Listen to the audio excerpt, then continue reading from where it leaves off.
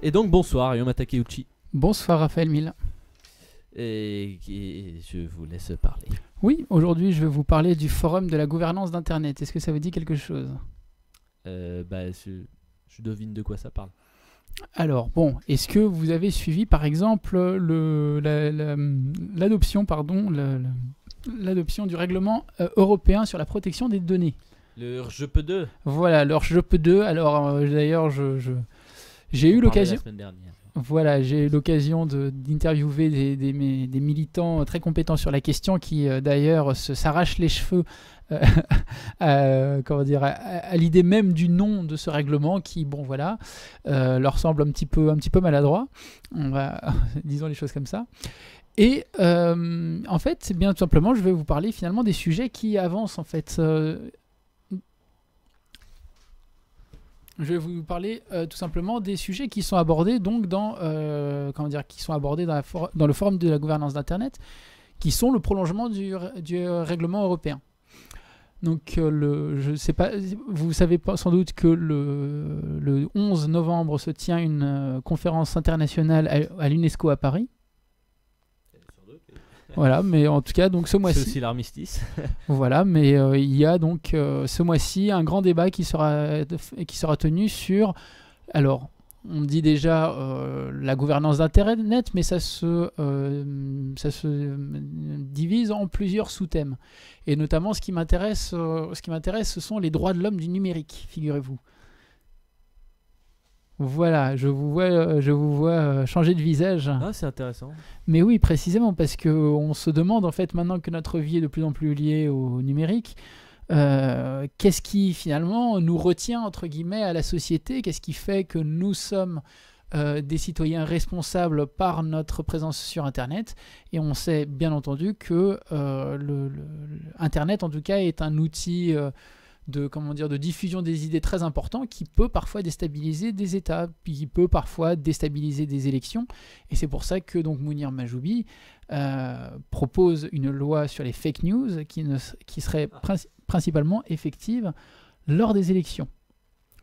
En tout cas, c'est le prolongement de ce débat. Le secrétaire d'État au numérique est sans doute attendu pour cette occasion. Et il s'agit de savoir quelles sont les notions de responsabilité numérique, quels sont par exemple les dispositifs de survie ou les dispositifs de contre-pouvoir les plus efficaces et les plus certifiés pour obtenir une information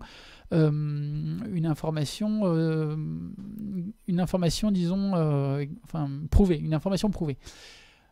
On pense par exemple aux images satellites. Alors on sait que c'est pas tout à fait lié au numérique, mais tout de même, c'est principalement par ce biais-là que ces images en temps réel vont pouvoir être partagées. Et d'ailleurs, on sait quand même que Google, d'une certaine manière, nous offre des images satellitaires de manière assez ouverte. Je donne un petit peu... Pas toujours très légal au passage. Pas toujours très légal, mais voilà, il s'avère que le dernier emploi très concret qui a eu lieu en ce sens, c'était donc pour repérer par exemple les camps de rééducation chinois dans le Xinjiang.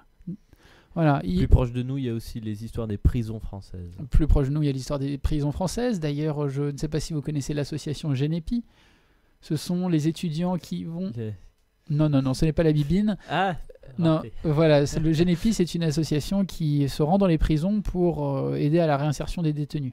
Cette association a perdu sa subvention cette semaine et donc elle a publié un communiqué furieux intitulé « La prison se ferme ».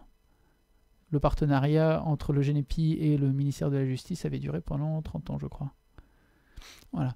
Il y avait une autre démarche, une autre application des technologies numériques qui est très concrète aussi. Par exemple, c'est au Mexique, les journalistes qui parlent du narcotrafic sont des gens qui sont constamment en danger de mort. Et ils doivent être suivis, tracés par des drones, par exemple, pour que la technologie donne leur position, s'assure de leur sécurité.